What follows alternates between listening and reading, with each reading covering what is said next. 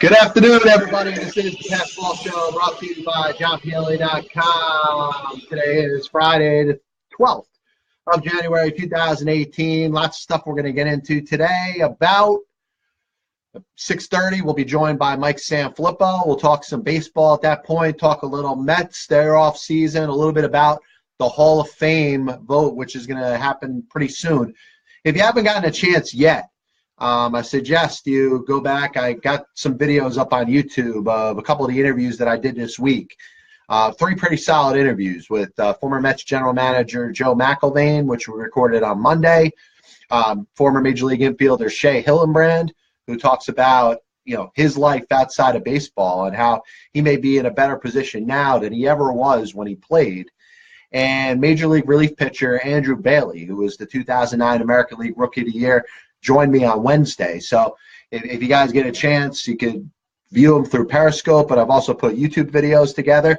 And what we've done over the last series of shows that we've done, there is a transcript in which I put on there and pretty much describes every single thing that I talk about in the world of baseball, sports, and unifying America. We've hit a couple of pretty passionate topics. The show yesterday, I tell you, there were some things we talked about in regards to the Rooney Rule.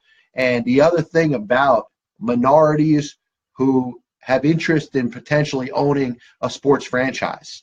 And I got some very hard takes on it, and I hope you get a chance to listen. But most importantly, anything that I discuss, I'm here to keep the conversation going. I'm not always going to say things that are politically correct. I'm not always going to say things that are right along the lines of what everybody expects somebody to say.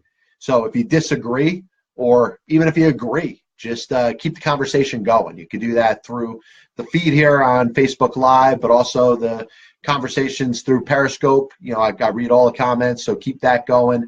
And also through YouTube. We could all do that the same way. We're going to talk about a couple different things before we get into Pielli's picks, which we're going to do right before Sanfilippo joins the program at about 6:30.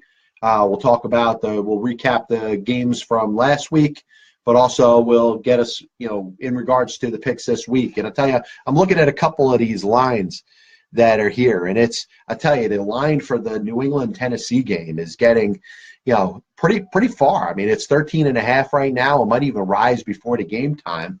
So I'm kind of torn in regards to what am I going to pick. Do I think the Patriots are going to beat the Titans by 14 or more points, or do I think that they'll fail to cover the spread? I'm not going to say that I believe the Titans are going to win, but we'll get into that in a little bit. But segues me right into what I want to talk about in regards to the New England Patriots. And earlier in the week, we brushed up on some issues in regards to Seth Wickersham's article that he wrote for ESPN. And one of the things that I want to compare it to is it's something that we see out in the media today. And the media, if we understand, I am not 100% buddies with the media. And the way that I come across, yes, I'm opinionated. I throw my perspective on things. I discuss topics throughout the world of sports and sometimes stuff in regards to unifying America. I give an opinion. And I understand that it is just that, an opinion. The media, the way it's set up today, is changing the landscape of what we view the media as being. And I'm giving you an opinion. I'm never going to confuse the opinion that I'm giving to anybody as it pertains to being a fact. I'll use facts to back my arguments, but my opinion is that. It's an opinion. So we look at what's happening with the story that Seth Wickersham puts out there, and he uses some good sources. He does his research. He spent a lot of time putting this article together.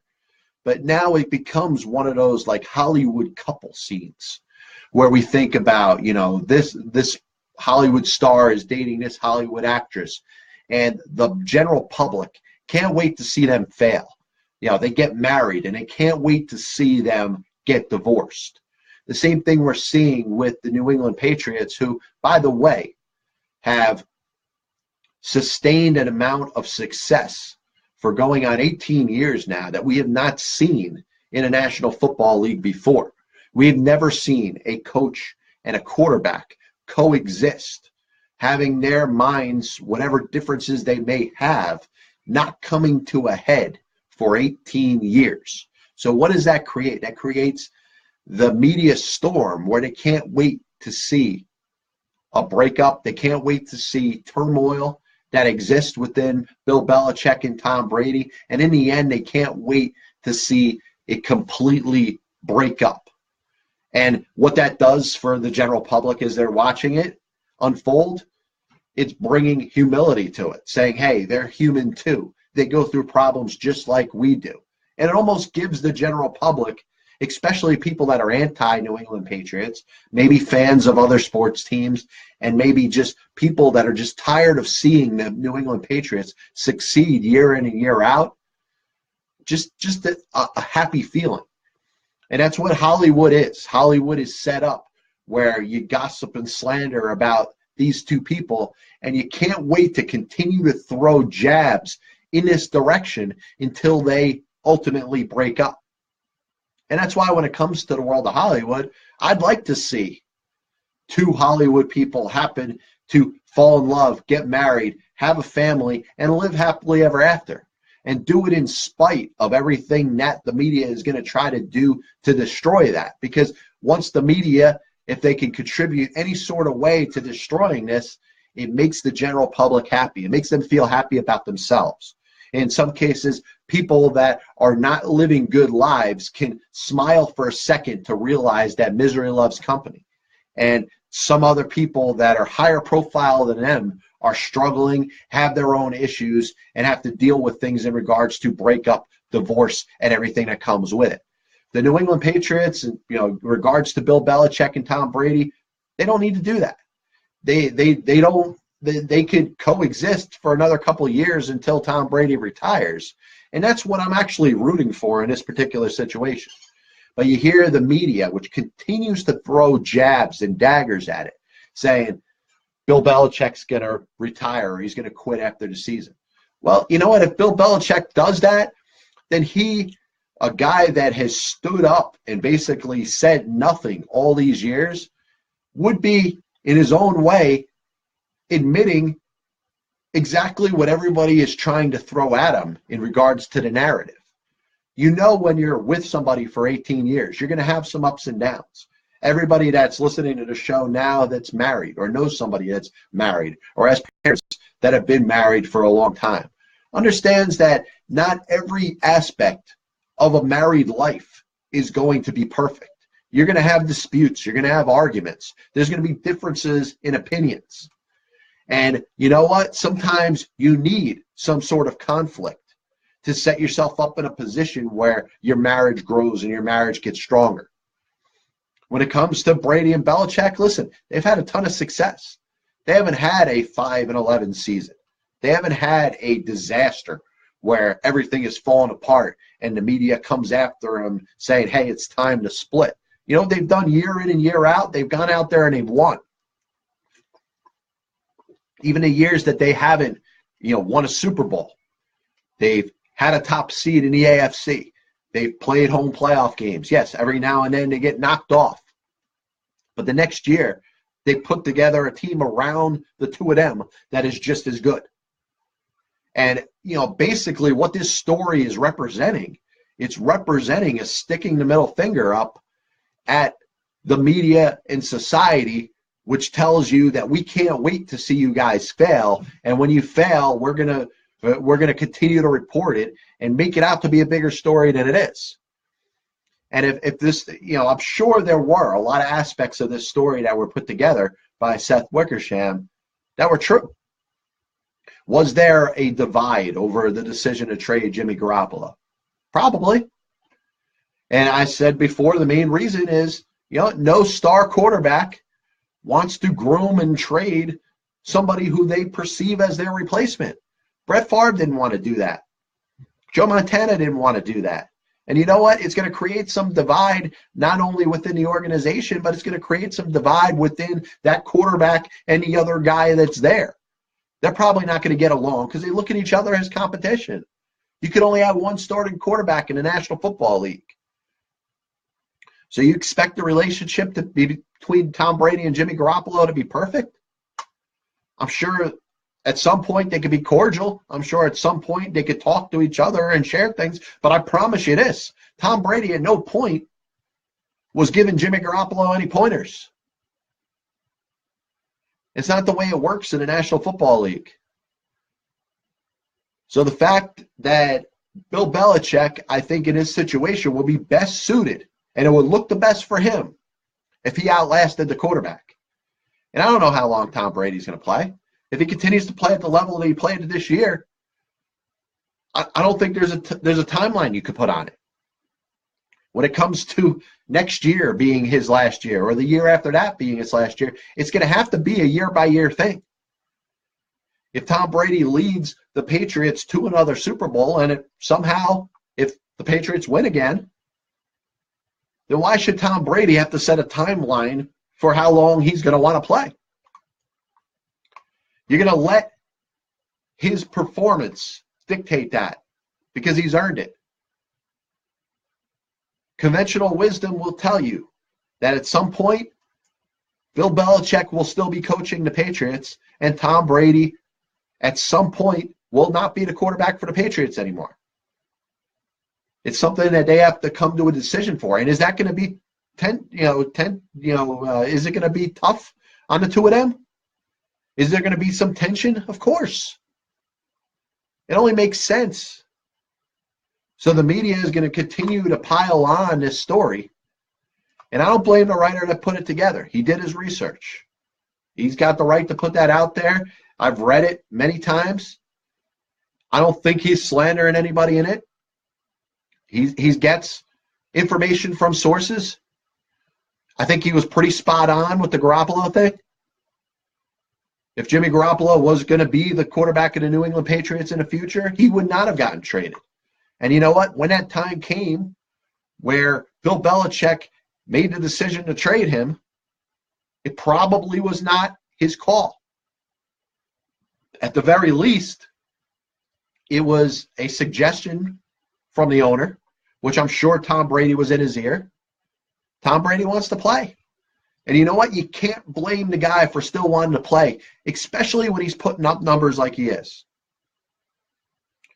We talked about, before the season started, about the teams in the AFC that had a chance to challenge the New England Patriots. Very few of them have even come close.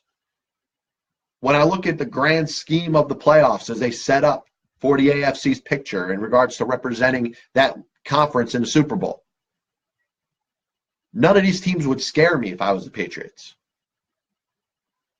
As a Tennessee Titans fan, yes, I'm excited to see another postseason game. I don't think they got much of a chance against New England. Can the Steelers play them tough in Foxborough? Maybe. If Jacksonville gets there, maybe they could come up with some sort of game plan to give Tom Brady and the Patriots offense a hard time. But I tell you, they got their own issues if they're going to put any points up against the New England defense. But I tell you, I look at this and I think of Hollywood, the way it's set up, and there's so many people, and it does great things in regards to ratings. There's people that can't wait to hear the next gossip and slander about this couple or that couple, and there's so much that exists in a world where people just want to see people go through hard times and fail. They want to see Hollywood relationships break up. They can't wait to talk about the next one, but once they get through that stage of, I can't believe that person is with this other person, they can't wait to hear the reports that are on the cover of People magazine that says, they're going through some tough times. Everybody goes through some tough times. It's why relationships fail. It's because two people cannot find enough of a common ground in regards to making a relationship work. And I tell you, it takes adversity. It takes time when you're going through troubles to make a relationship grow stronger and get better.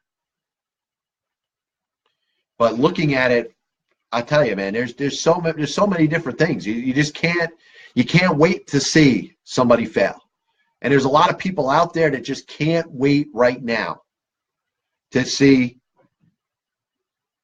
Bill Belichick and Tom Brady fail. And I'll tell you, Bill Belichick has a chance to once again point his finger in the face of the people that are rooting for him to fail.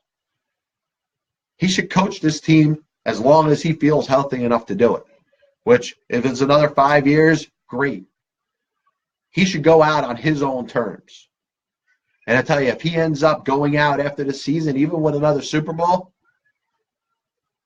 he's conceding to the pressure of the media, which is something I would never expect to have seen him do. He seems like he's a pretty tough character. He doesn't seem like he's afraid of very much. He's not afraid of any question that anybody throws out there out at him or against him. So if he's going to let this story lead to his retirement or him leaving the Patriots, then I would say shame on him, and I will lose a lot of respect for Bill Belichick. He's going to go down in history as one of the greatest coaches in NFL history. But I tell you, he's going down a notch, not to where he ranks as a coach, but to where I rank him in regards to a person. Because anybody that's willing to cave in to any sort of pressure from the media or the general public is not as strong as they intended to be. Once again, John Pielli will be joined by Sanfilippo at about 6:30. We're going to get right in today to Pielli's picks as we get the music playing. Pielli's picks, season record right now. 2. We did good with all the games in regards to picking the winners. We had the 2 Saturday winners in regards to spreads because I picked against the spreads. So the Titans and Atlanta winning put us in good shape. Unfortunately, neither the Jaguars nor the New Orleans Saints were able to cover. So we finished at 2-2. So we're back to Pielli's picks for week number 2, the divisional round of the NFL postseason. We'll start with the first game on Saturday. And this, I think, is probably one of the easier games. I think a lot of people are piling on the Atlanta bandwagon. The Philadelphia Eagles are in a very tough spot. They sit here, a home playoff game, the number 1 seed, home field advantage throughout the playoffs, but are sitting there without the player that has pretty much carried them through their entire season. And when they're sitting there with the best record in the NFC, they looked like they were pretty much, they had a great opportunity to make a run in the postseason, and Nick Foles has not been able to carry his weight. Now, one game he played against the Giants this year where he performed pretty well.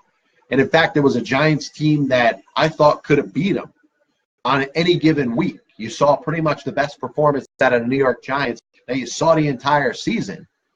But Nick Foles played well, and I think he slightly outplayed Eli Manning. And that was probably Eli Manning's best performance of the entire season. Now, if there was going to be any chance that the Eagles were going to come through and win this game against the Atlanta Falcons, it would be with Nick Foles playing a game pretty similar to that he played against the New York Giants. I just don't see it happen. And I look at it, the Falcons are given 3 points on the road. And I think they can win this by 4 or more points. So first pick, Pielli's picks for the divisional round of 2018, 2017 going into 2018. Give me the Atlanta Falcons +3 against the Philadelphia Eagles.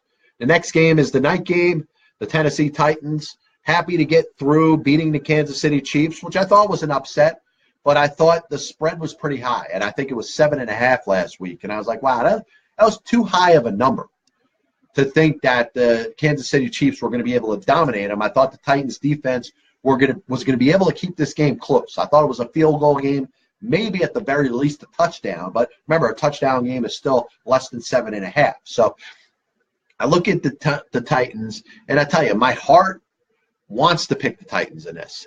And I do. And I think this could be a great coming out party for Marcus Mariota. The issue that I have, the thing that I'm going to bring to the forefront here, is that Mariota has not been that good. He's been a guy that, since he was drafted, was expected to take that leap into the upper echelon of NFL quarterbacks, and he hasn't done that. I think he does a lot of good things between the ears. He game manages well. He doesn't commit that many turnovers, though at some points this season turnovers have been an issue. He does a lot of great things by running the football. But if you're going to ask me if Marcus Mariota is going to be able to single-handedly put 30 points on the board, because that's what it's going to take to beat the New England Patriots, I don't believe in that. I think the Titans can score 20. I think they can score 17. The issue is going to be, could the Tennessee Titans defense hold the Patriots enough in check to make this close? And as I'm talking right now, I'm back and forth. And now I'm looking at a line that says 13.5. Is this a game that seems to you that'll be like a 40-20 game? I don't think so. And I think the Titans defense could keep this close enough that the game could be 30-20 or 27-17. The Patriots will be in a victory formation in the last 2 minutes of the game. But I think the Titans could keep this game close. So game number 2, and I'll tell you, the spread is what got me here. And if the Titans are getting 13.5 in Foxborough, I think they could lose by less than 13.5. So pick number 2, the Tennessee Titans plus 13.5 at New England. And you know what? I tell you, it leaves the miracle possibility out there. And let's say that miracle happens. And listen, it's what I'm hoping for. But if you're going to give me a score, say 27-17 Pats. But the Pats aren't going to cover the spread. Game 3. Jacksonville at Pittsburgh. And Pittsburgh in this game is favored by 7. Remember, the Jaguars played one of their best games of the season by beating the Steelers earlier on. Now, Jacksonville's defense, I think, is going to provide some matchup issues for the Pittsburgh Steelers. But I'm going with my gut, and I don't believe in Blake Bortles. Blake Bortles' performance last week against the Buffalo Bills team that they should have had their way with. Defensively, they couldn't keep the Buffalo Bills didn't belong on a field with them. And this is when I needed to see Blake Bortles make a play or two. And I know he threw that touchdown, in a game which, was the only touchdown in the game. I think the Steelers are going to come in here with some fire. Antonio Brown's back. Antonio Brown is, according to him, close to 100%. And if he is, you could put Ramsey up against him all game, and I think he's going to be able to make a play or two. Le'Veon Bell may not be with the Steelers next year. I think the Steelers are going to look at this game and say, you know what, not only are we going to look to beat Jacksonville, but we're going to beat them as good as we can. I don't think the Steelers are going to score 40 points. They might not even score 30. This will probably be a low-scoring game. But I think the Steelers, in the end, are going to be able to win this game by 7 points or more. So pick number 3, give me the Pittsburgh Steelers at home, favored by 7 against the Jacksonville Jaguars. Finally, we'll go to the Sunday afternoon game, New Orleans at Minnesota. And I look at the spread on this game, and I think it gets to a point, and I've talked about this all season, the point spreads are what are going to kill you as a gambler. And if you're into betting every single game, I think at some point you're going to end up going bankrupt. Because the spreads, the way they're set, they are so close to being what the games end up turning into. And that's why when I see a line like 13.5, I think the Titans can play good enough defense to keep the Patriots from blowing them out by like 20 points. But the Vikings, I tell you, I've had some issue with the Vikings, and pretty much all season I've been proven wrong. Case Keenum's getting the start. Sam Bradford is dressing. I don't think Sam Bradford's going to play. I like the cohesion that the Minnesota Vikings have with their quarterback, with Case Keenum, the way he's running that offense, the way Pat Shurmur is coming up with these game plans. I think they are in a very good position. The New Orleans Saints seem to be clicking on most cylinders. And I looked at two teams that I was the most impressed with when I watched them play last week. It was obviously New Orleans and Atlanta. I think of Atlanta being a little bit better right now if I'm comparing Atlanta and New Orleans. I think Atlanta's going to have an easier time against Philadelphia. But I look at this game, and I'm trying to figure out, and I think prime time on Sunday is perfect time. It's the game that everybody should be watching. It's the game that I think seriously can go either way. Do I think New Orleans can make a play or two when the game's on the line? Yes. And if you ask me which quarterback I trust with the game on the line, in spite of how well Case Keenum has played this season, I'm still going with Drew Brees. And I tell you, the more I've spoken here, the more I've been back and forth on it. But I'm going to make my pick right now. I'm taking the 5 points if I'm New Orleans on the road. And I've been proven wrong a couple times this year. Maybe I finally got this one right. Maybe I don't. But I'm going New Orleans +5 at Minnesota. So you're giving me 3 road teams that I'm taking. One of them is mostly because of the spread. So we'll go through Pielli's picks one more time. Atlanta -3 at Philadelphia. Tennessee +13.5. And I tell you, that number got me.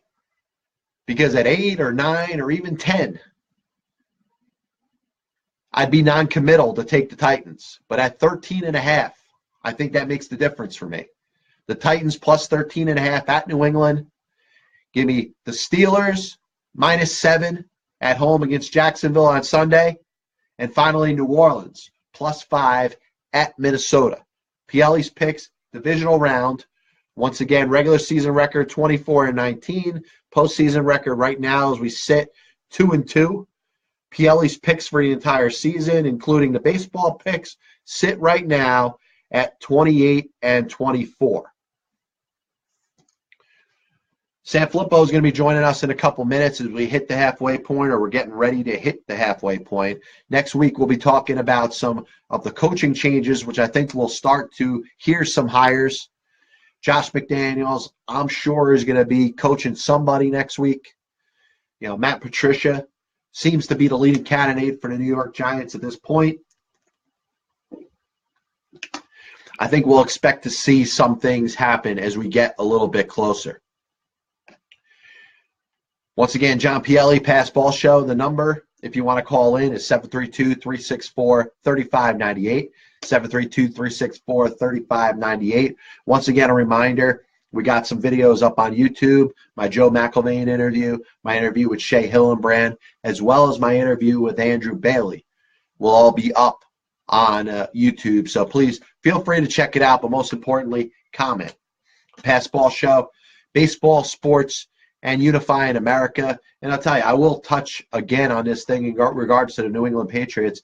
I'm making a comparison now to your typical Hollywood couple, where the general public, and it's obviously fueled by the media and the gossip and slander pages, the page 6 on the New York Post, Entertainment Tonight.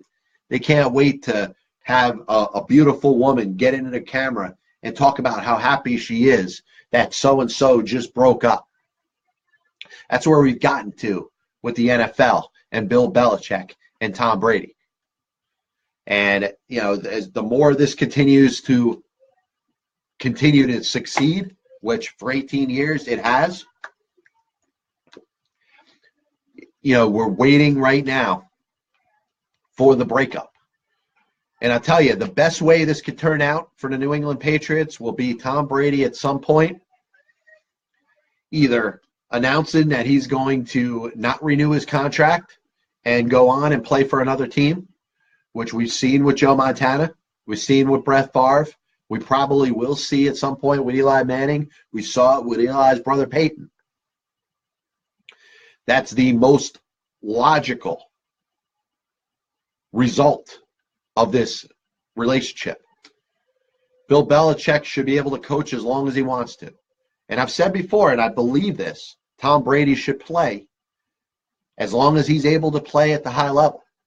But if you're the New England Patriots, the question is, what do you do going forward? Their backup quarterback is Brian Hoyer. Brian Hoyer, yes, he could fill in as we hit the halfway point here in the Pass Ball Show. Once again, this is the Pass Ball Show brought to you by JohnPielli.com. Looking back at it, at some point the Patriots are going to have to bring in a young quarterback. Now, you see the amount of quarterbacks that are out there this year. And, if you're talking about late first round, second round, third round, at some point, I think the Patriots are going to consider one of these young quarterbacks. And they have to do this, whether Robert Kraft is on board or not, whether Tom Brady likes this or not. It's going to have to be one of those moments where they're going to have to decide, all right, there's going to be a young quarterback we're going to have to bring in. Because Tom Brady, as long as he wants to play, he's not going to be able to play forever. And I tell you, if they could find a project, if they could find somebody that is worth investing a pick in, but also investing some time into sitting. You say for that first year, he's definitely going to be sitting in New England, no matter who it is. So that's why I'd say stay away from the Darnolds or the Rosens or the Allens or the Mayfields. But by the way, these are all going to be players that are going to be taken within the first couple picks, the first 10 picks, first 15 picks at the very top, at the very best. So from the Patriots standpoint, they're not going to be involved with any of these picks anyway. Lamar Jackson is going to be taken way before the Patriots take their first selection, which may be the very last pick of the first round. But in regards to the second or third round, if they could find somebody that has enough upside that they feel can learn this offense and somewhere down the road become the starter, they'd be pretty silly to not put that player, that quarterback, on their roster and have them back up Tom Brady, or maybe at the very least next year be the number 3 quarterback. But sit there and learn, because you never know what's going to happen year to year. We've expected depreciation from Tom Brady, but we haven't seen it yet. And at some point it's going to happen. And when it happens, it's going to happen quick. You never know when he's going to take that hit that's going to put him out of commission or put him to a position into a point where he is not the same quarterback. Up to this point, he deserves to play. And he should continue to play. The Patriots, if their season ended this week, Tom Brady should be the quarterback next year. But what they have to do is, if they're thinking about their long-term future, Jimmy Garoppolo is not there anymore. Jacoby Brissett, they traded before the season started to the Indianapolis Colts. So they're sitting there with Brian Hoyer, who is a journeyman backup quarterback, can probably start for some teams, but you're not winning a Super Bowl with him. And once Tom Brady's done, Brian Hoyer's career is going to end pretty soon after that anyway. He doesn't have a whole lot of time left. So they got to invest in somebody. Does it have to be a rookie quarterback? No. Hey, maybe they could, be creative and trade for somebody's backup. Trade for somebody that they value that may not be getting an opportunity with some other team. And if that's the case, they need to continue to make this move forward. And I've said all along, the thing that has the opportunity to put Bill Belichick in a position where he goes from being the best coach of all time to an absolute legend would be if he could continue to get this level of performance out of the New England Patriots year in and year out after Tom Brady is done. Now, I don't think he should push him out the door. He should continue to use Brady as long as Brady is continuing to perform. When he's continuing to lead the New England Patriots to an AFC East title every year and the number 1 or number 2 seed, he should continue to do that.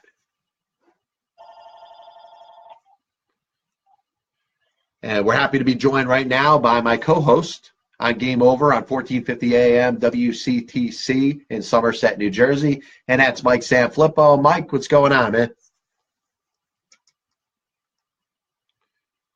Mike, you there?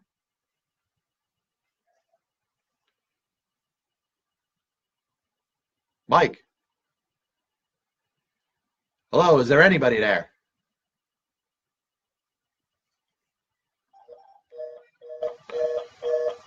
All right, well, hopefully it calls back. But, yeah, sometimes that happens, bad phone line connection. But Mike Sanfilippo will be joining us in a couple minutes.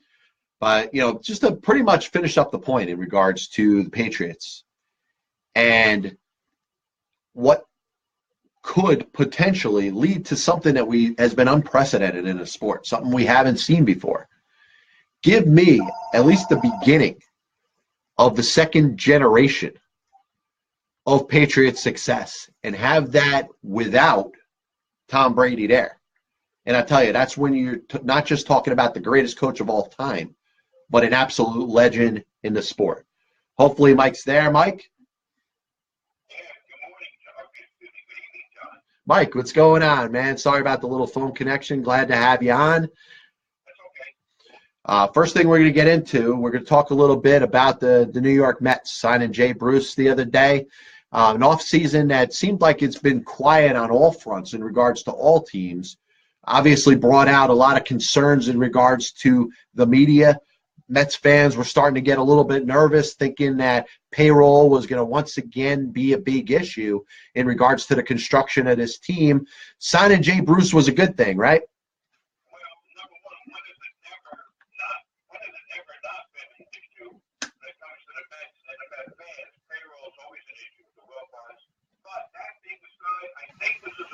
First step. They got him in on a reasonable contract, John. One that I think they would. I thought he would get 4 years, even with the way the market has been going at a snail's pace since the end of the World Series. When days after the World Series ends, when free agents get start, negotiating with other than their own. I still thought that he would get a 4th year. Maybe 15 mil per, 16 mil per, based on not only how he played for the Mets last year, but also how he played for the Indians, and also how he played despite losing to the Yankees in the playoffs, how he did in the postseason. So I thought he was hitting the free agent market at the right time in his career. But because of the flooded market, John, and you and I had talked about this before, I think that he had to come back a little bit. I didn't think he was going to come back this month. And when it was announced 2 days ago that the Mets had indeed signed him to 39 over 3, which is per year, which is exactly what he was getting in 5 years. It was not even a previous contract. So I think the Mets did a good job. They got a more frustrated lineup. And they can now turn their focus on their infield and how they're going to work this. Whether they're going to bring in a third baseman and have Cabrera play second, or whether they're going to go after a second baseman and have Cabrera play third. I want the first one, John. I'd rather see them bring in a third baseman and have Cabrera play second. I think he's well suited for second base. I think he'd be a great mentor for a middle infield, even more than Jose Reyes if he was there on a being in the dugout and being a part-time player. I think he would really help the development of Rosario at shortstop. Not talking about Cabrera now. So I'm still hopeful somehow, maybe in some way, they can work on a deal for Harrison, John. Now, I like that thought. I thought about it myself. Obviously, the Jason Kipnis trade that you heard that was almost done. It looks like it was kind of vetoed by the Wilpons in regards to the amount of money in Kipnis's contract that they were willing to take on. But Harrison, I think, would be a good fit. It'll be a similar thing. He doesn't have as much money committed to him as a Jason Kipnis does. I think his versatility, the fact that he can play multiple different positions and even help out in the outfield, I think would be a good move. The question is, if you're the Pittsburgh Pirates, what are you really looking for here? Because obviously their bigger needs or their bigger interest would be to get a big haul for, let's say, a Garrett Cole, or to get at least market value for an Andrew McCutchen, and thought has been that they may want to package a Josh Harrison in regards to one of these other players to be able to make a deal happen. Well, I think, and I'm only just taking a wild guess here, the Mets might be sitting there waiting to see what the Pirates do with Garrett Cole. Because if the Pirates do move Cole, now they have a big hole in their middle of the rotation. Maybe then a Juan Lagares and a Robert Gsellman, something along those lines, can get a deal done. Because they're still looking to, well, at least they're in talks with teams about McCutchen. But if they move Garrett Cole, they're going to look for a pitcher. Like I said, maybe a Gsellman and a Lagares. Lagares would offset some of the salary you're picking up, because I think I'm talking about Harrison now, I think he makes about 10.5, where I think Garrett makes about 5.5, somewhere along those lines. I don't know the exact, but you get my idea. So I think the Mets are probably just waiting to see what the Pirates do with Cole, to see where now maybe the Pirates might turn to the Mets. So, okay, now we need to fill a spot in our rotation. They may be, if they're looking at McCutchen and Cole, basically the Pirates are almost starting from scratch, John. So maybe the Mets can just sit and wait to see what the Pirates do with Cole before they actually turn back and say, okay, how about Gsellman in the deal? Well, I would say this, dude, specifically, it would be contingent on what the Pirates do with McCutchen. I don't think they wouldn't make a deal for, let's say, a Juan Lagares, because remember, they also have Gregory Polanco there. They also have Starling Marte. Austin Meadows is a highly regarded outfield prospect. So they have a lot of luggage in regards to outfield already. So but you know what, I was thinking last off season that they were going to move McCutchen. I'm going to believe it when I see it. So when they make a move for McCutchen, I think a fallback option would be, all right, what do we do in regards to a center fielder? Maybe Lagares comes into play, and I think the Mets would be a very good fit. You know, if you say Lagares and Gsellman for Harrison, I think that's a deal that could work, but it couldn't work from a Pirates perspective unless Andrew McCutchen was off their roster. I think they're vigorously and very enthusiastically trying to move McCutchen. So bringing in Lagares, and at this point, basically, I don't think that would hurt them too much in the minute. But we'll see.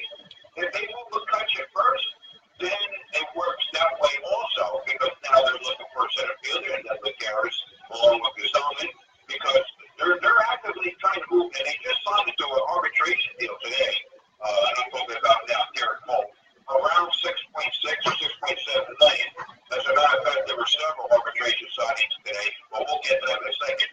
But I think the Mets basically get back to where we started, are looking now to fill third base, second base. And now the rumors today, the Mets might be interested in bringing back Lucas Duda. And if they do that, well, they move Dominic Smith in a trade.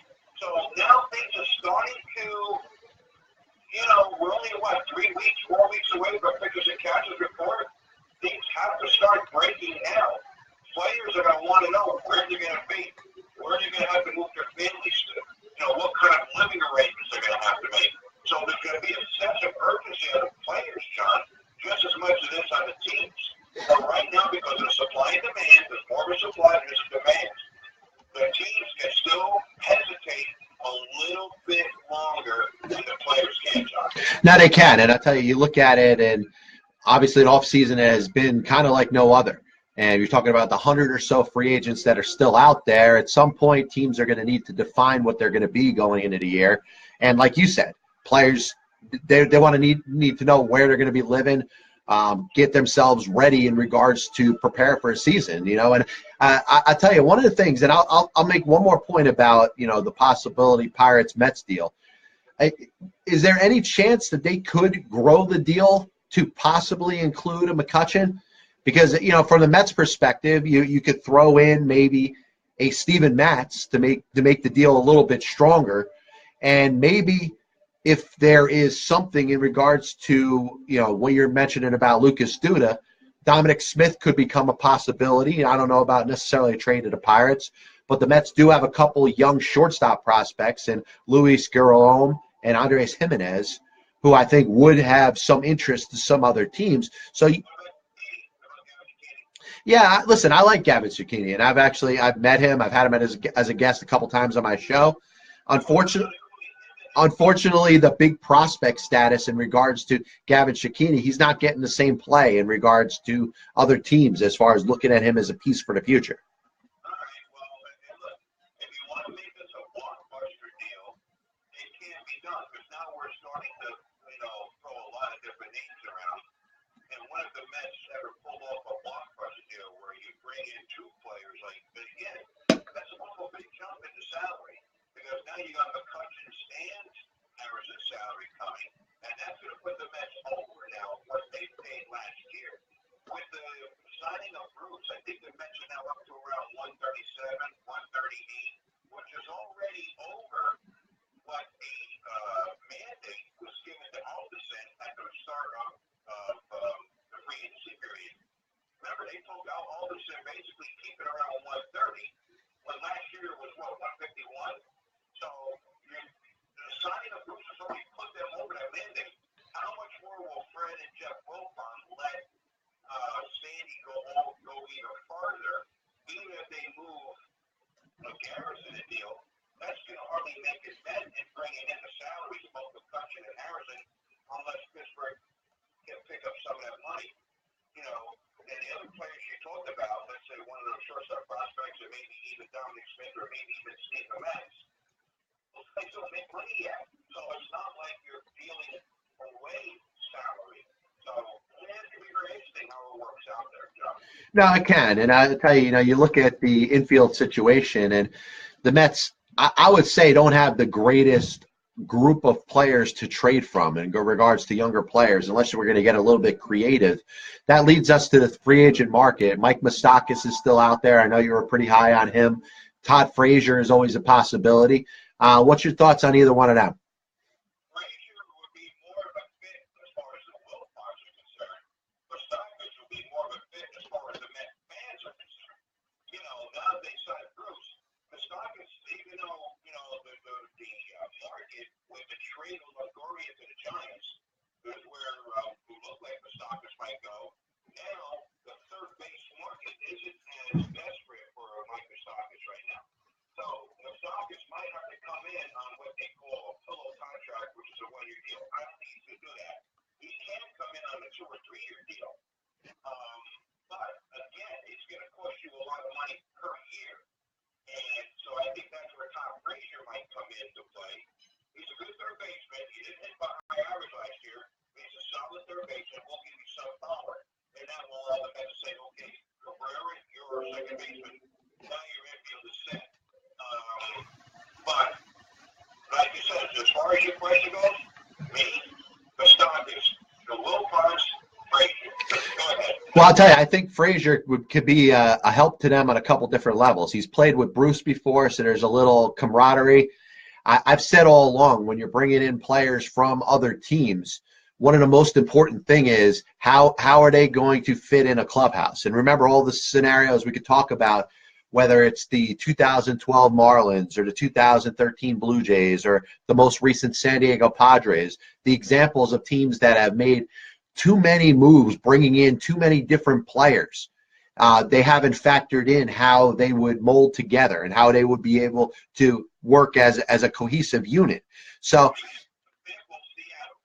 yeah, exactly. And the Seattle Mariners continue to do that with Trader Jerry, making moves every single offseason. But, my concern when you're bringing in players from other teams is how they fit in with the current guys you got. You got a connection between Frazier and Bruce. Obviously, Bruce has played with the Mets and has proven he could play in New York already. So I think at this point, you're still keeping a cohesion together. How about that?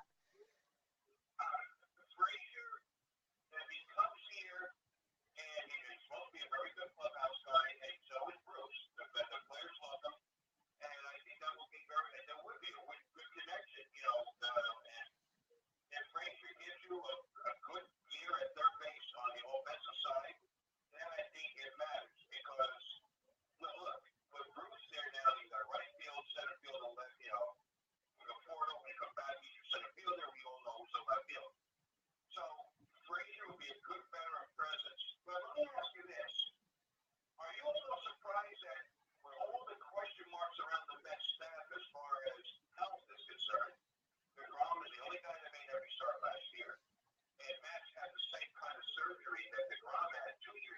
Yes. So that's probably a very good indication that Max's elbow, which was been barking at him for a year and a half, might finally be okay because the safety DeGrom had done, and he made a restart. So, other than that, really, there's a lot of questions around the health of the Mets and things. Are you kind of surprised the Mets haven't gone after a veteran to come in to try to, and I'm not talking about Arrieta or Darvish or anybody like that. Are you surprised the Mets haven't gone after somebody like that to just kind of anchor the back end of the rotation a little bit? No, I haven't, Mike. And once again, we're joined by Mike Sanfilippo. The issue I have with that is going back to what we talked about before, the amount of free agents that are still out there. I'm not convinced that the Mets aren't going to do that. I think at some point they'll find a pitcher that's willing to take a 1-year deal.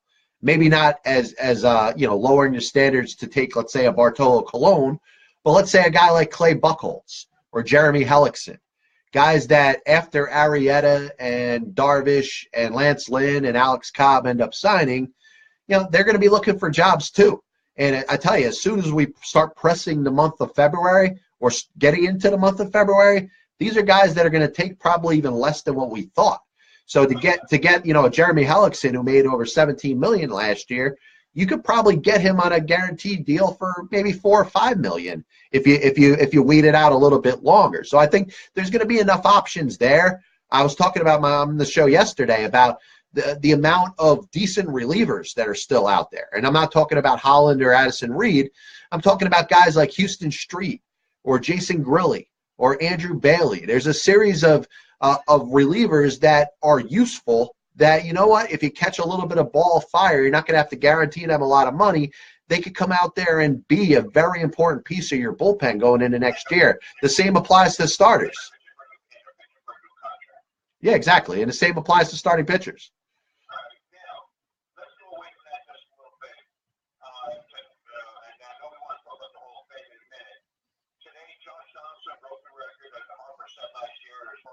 $23 million. So there were a number of arbitration signings today. Were you surprised that Machado got $16 million? I thought he would be the one to hop over Harper, and with the turnout to be Josh Donaldson. Both of them in the last year arbitration. Are you a little surprised that Donaldson got more than Machado?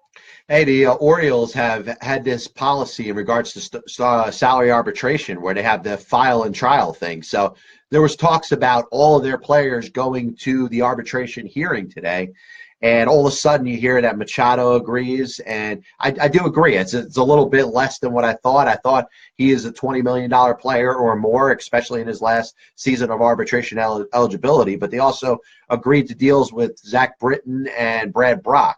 So 3 of their 7 players have already agreed when they have this policy where if they haven't come up with an agreement by the time the date is, they go to trial. So, Machado, listen, he's certainly worth over $20 million right now. I think Manny Machado is looking at this as being his last season in Baltimore. And you know what? There's an aspect of this that, I don't know if you've thought about, Mike, but, the rumors that exist with Manny Machado possibly being traded, does he maybe look a little bit better at $16 million to a team that he could potentially be traded to, as opposed to if he was making $20 to $25 million?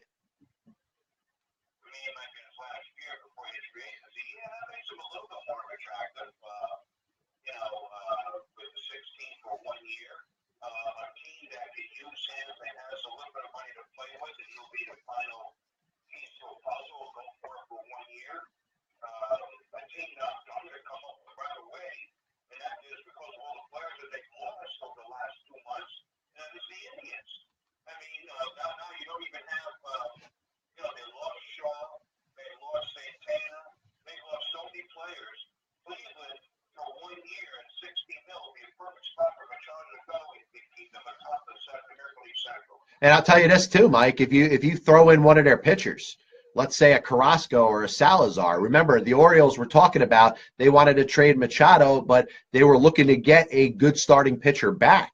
There might be mutual interest there. It looks like something that could make sense. Okay, well, we'll see how it works out. Now, let's switch to the Hall of Fame real quick. Now, of course, we all know that, it's going to be Chipper Jones. It's going to be Jim Tomey. Now, let's put it aside, because we got another week to talk about that. The players who actually do who can get in, because the final names are not going to be announced to the 24th. But I see Clemens and Bonds are inching up. We have players like Manny, Sosa, McGuire, players like that have no shot. They're actually going backwards. So, my question to you is, if the Hall of Fame is going to use steroids as a prohibition for certain players like Manny and like McGuire, how is it that you can keep them out, the players can keep them out because of the steroids, but yet you're going to put in Bonds and Clemens, you know, even though they know either one of them served any time for being suspended for being on the juice, yet everybody knows, anybody with any amount of common sense knows, or mind of a common sense knows, these guys are juicing. So, my thing is, how can you have it that way and not have it either all in or all out?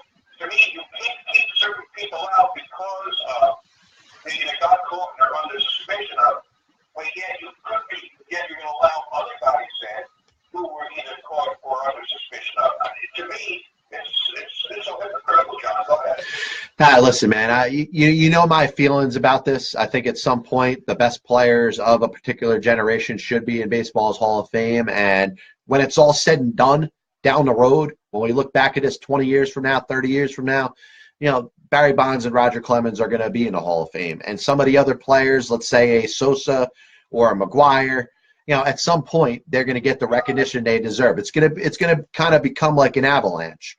You know, we're starting to see a little bit of creases in the levee. You know, the levee's breaking a little bit. You know, people with suspicion like a Ivan Rodriguez are in. There's other people that are in the Hall of Fame that there was some doubts about, some whispers, some possibilities. Mike Piazza used, you know, that supplement that Mark McGuire did, the Andro.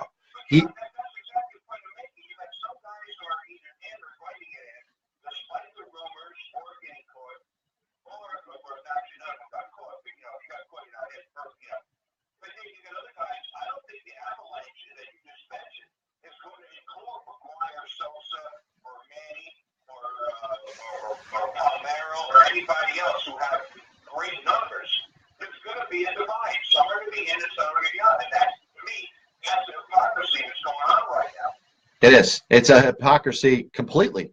I mean, you know, I look at Major League Baseball, the 150 years of its history, and I've seen a lot of people in the Hall of Fame that have a whole bunch of flaws, you know, going back to racism, going back to things that if they were done now, these people would be ostracized and would be eliminated for the sports for some of the views that they had. Now, you know, I don't think they keep him out of baseball, but I think Kennesaw Landis would not get the credit that he's gotten. He you know, you talk, you know, Cap Anson. How about Cap Anson's case? You know, he was an absolute bigot.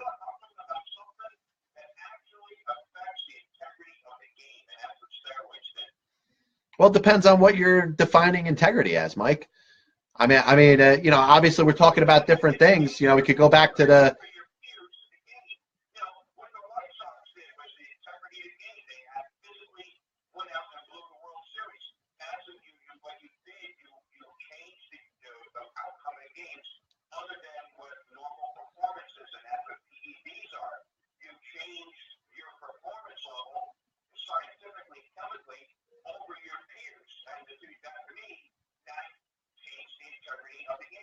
Well, Mike, my issue with that is baseball's lack of being on top of it from the beginning. Their negligence does contribute to the situation that we have. Now, it doesn't make it right that the players did what they did. And you know what? The players that did and are out there and are being criticized and accused, and in some cases proven to have done it, are being penalized now.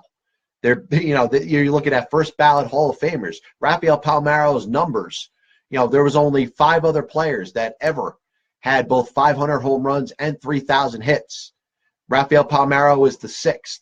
The other 5 are no doubt Hall of Famers. So based off of his numbers, he's a Hall of Famer. So he's paying the price for what he did.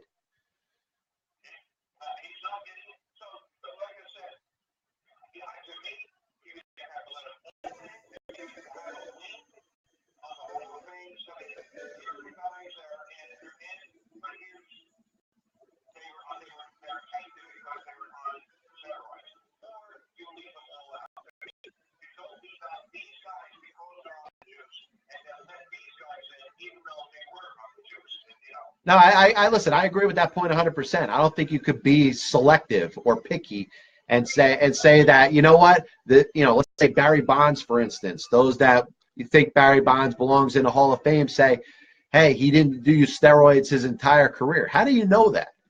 There's no line in the sand that says once Barry Bonds' body mass grew, all of a sudden that's when he started using steroids. Maybe he was doing that for 3 years, and it took him that long for his body to build up the way he was.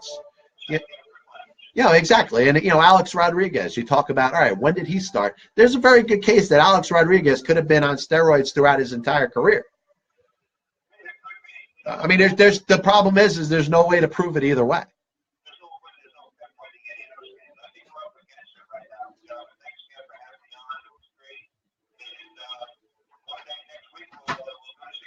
Yeah, absolutely, Mike. Thanks for coming on, and we'll talk soon. That was Mike Sanfilippo, my co-host on Game Over on WCTC 1450 AM in Somerset, New Jersey. We'll be back with you next week. Monday, it looks like we're going to start the show a little bit later. Probably won't be on until about 8 o'clock. So I'll keep you posted in regards to that. I hope you guys have a good weekend. Enjoy your football games, because I tell you, we got some good, exciting games. Starting tomorrow, I'm going to be excited watching the Titans game. I don't think they're going to win, but it's going to be fun to watch them play in a divisional round of the playoffs. God bless you, and as always, I'll see you on the other side.